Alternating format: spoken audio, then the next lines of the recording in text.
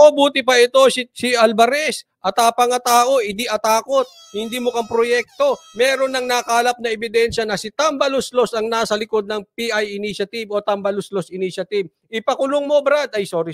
Kagalang-galang na Alvarez. Ipakulong nyo po yan. Bawal po yan. Illegal po yan. May ebidensya. Remember this. Kahit si Amy Marcos may ebidensya laban kay Tambaluslos. It's about time. Paikutin natin ang gulong. Sila naman ang kasuhan. Oh, di ba? Ang daming video, ang daming pictures, may mga text messages pa si Senator Amy. Ngayon naman si Alvarez. Buti na lang, merong congressman na nagsasalita.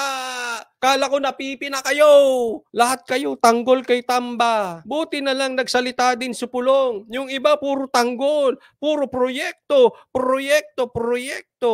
Tuloy mo yan, Alvarez. Itong si Martin Romualdez. Oh, ano yan? Kanyang initiative lang yan. Sa kabila ng mga nauna niyang pagtanggi, sa'yo lang yan. si House Speaker Martin Romualdez pa rin. Bakit mo kasi tinatang? Yan yung sinasabi ni Tatay Digong sa interview. Kung kayo ay sa tingin ninyo malinis yung inyong ginagawa, bakit nyo itinatanggi? Di ba? O katulad no sa mga NPA, kung sa tingin ninyo kayo ay malinis ang inyong adhikain, ang inyong motibo para sa bayang kayo mga NPA, bakit nyo tinatanggi kayo mga miyembro ng NPA? Same ng ginagawa nito. Oh, ba't nyo itinatanggi? Nang itinuturo ng dating speaker na si Congressman Pantaleon Alvarez na nasa likod daw ng gumugulo ngayong People's Initiative. May mga nakalap na raw siyang ebidensya ukol sa umunoy pamimigay ng ayuda kapalit ng pirma na gagamitin daw niya sa petisyong plano niyang ihain laban sa People's Initiative. Habang ginagawa nila yung mga pagpapapirma ngayon, dinodocument ko rin. Pini Anita Go, in a fishing village in an island, Leyte, people used to be in the streets near the market. Oh, now, no one stays in the street after 8 p.m. sa Leyte. Oh, takot na ngayon eh. Wala na.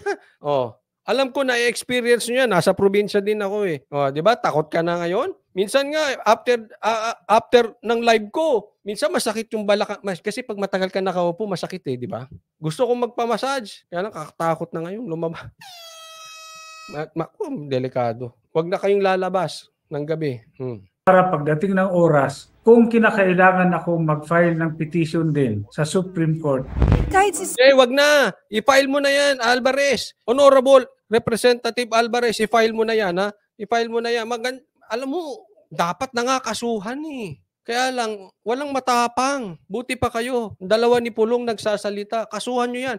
Ako ha, mga Brad, sa mga Davao, wag po natin kalimutan yung mga ganitong tao. Si Pimentel, nagugustuhan ko na ngayon eh. Medyo dati, parang iba kulay niyan. Pero ngayon, alam mo naman tayo, nakatingin tayo sa issue, hindi sa tao eh. Ang ganda ng mga bakbak ngayon ni Pimentel. Ng oras, kung kinakailangan akong mag-file ng petition din sa Supreme Court.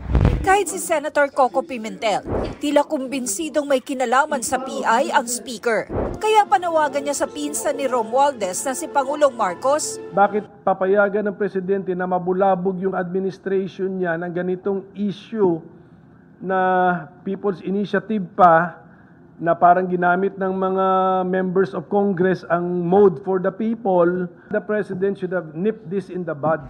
Ibig sabihin, nip this in the bud. Ibig sabihin, simula pa lang, President Marcos, simula pa lang bakbakan mo na to. Huwag mo nang palusutin to. Ayaw naming lumubog kayo kasama nitong mamang ito. As much as possible, we protect Tatay Digong and we uphold the Constitution. Bakit nyo paguguluhin? Subukan namin makuha ang panig ni Romualdez, pero ilang beses na rin niyang pinagdiinang hindi niya utos ang People's Initiative.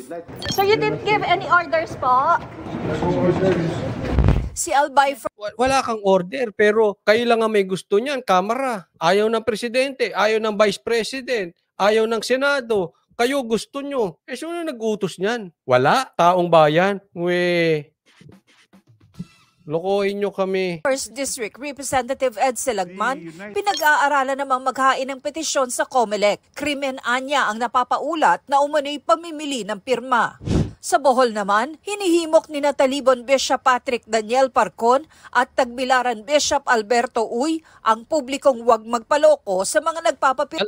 Alam mo, ako naniniwala ako sa sinabi ni Lagman na bagamat hindi rin ako pabor sa mga tayo niyan kasi galit din sa Duterte yan. But tama siya dyan. Ako naniniwala, illegal yan, krimen yan. Vote buying po yan, kahit pirma yan, para kang bumibili ng boto para amyendahan ng batas. Ano yan? Krimen. Sampahan nyo ng kaso. Nang makulong yan. O kaya patawag nyo sa Senado, tingnan natin kung paano sumagot yan. Diba? Patawag nyo. Kayo mismo, Kamara, pwede nyo namang imbestigahan yan eh. Pirma sa PI. Ang isang nagsusulong sa PI, iginiit namang walang kinalaman ng speaker sa pangangalap nila ng pirma. Eh, siyempre, ilalaglag mo ba yung boss mo? Di ba? Natural itatanggi mo yan. Gusto mong tapyasin ka dyan. Sinong papasahod sa inyo? Di ba?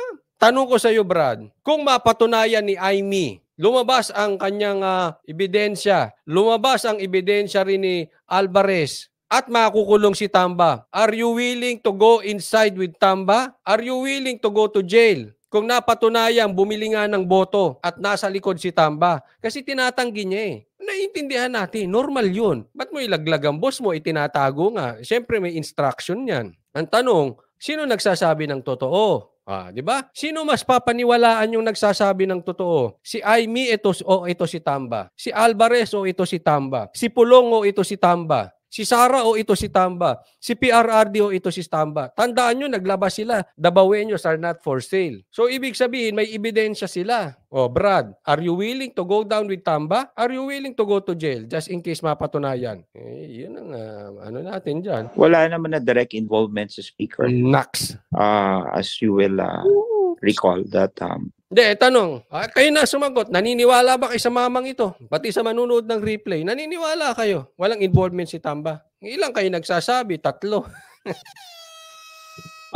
Siya lang ay hinahayaan niya lang itong proseso na dumaloy and let the natural course of it. Hindi kami pinanganak kahapon.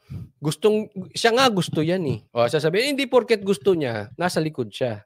Sige, kwento mo yan eh. Bida ka dyan. Basta kami hindi pinanganak kahapon. Takes its course. Handa rin daw silang harapin ang mga petisyon laban sa People's Initiative. Para sa GMA, Handa kayo. Sana handa rin kayong lumubog galing kasama niya. Sabi ni Mario Merez, sinungaling yan. Di yan mukhang pera din yan. The Great Pretender, Ker Kasami. The Great Pretender. Sabi ni Ker Kasami. Sabi dito, yan ang mirror of judgment sa GMA media nila sa mga Pilipino para maniwala kami. Pero pag kalaban, maninira ang kwento ng media ng hindi ko maintindihan. Alexi, sabi niya, sobra nagpapasikat yan sa boss niya. Hi everyone, sabi ni Buhay Canada, napakasinungaling naman yan. Yung mata niya kung saan tumitingin. Diba? Accurate nga ibinalita natin dito, 1% lang daw ang may gusto dyan sa chacha na yan, sabi ni Jason. Sa akin, I agree with him. Tapos, ang kapal ng muka, itinutuloy pa. So kung hindi kayo, pero gusto nyo, tapos 1% lang, ano yun? Huwag nyo nang ituloy. Ganun na lang. Sige, hindi nyo aminin. Huwag nyo na lang ituloy. Kasi ayaw ng taong bayan eh.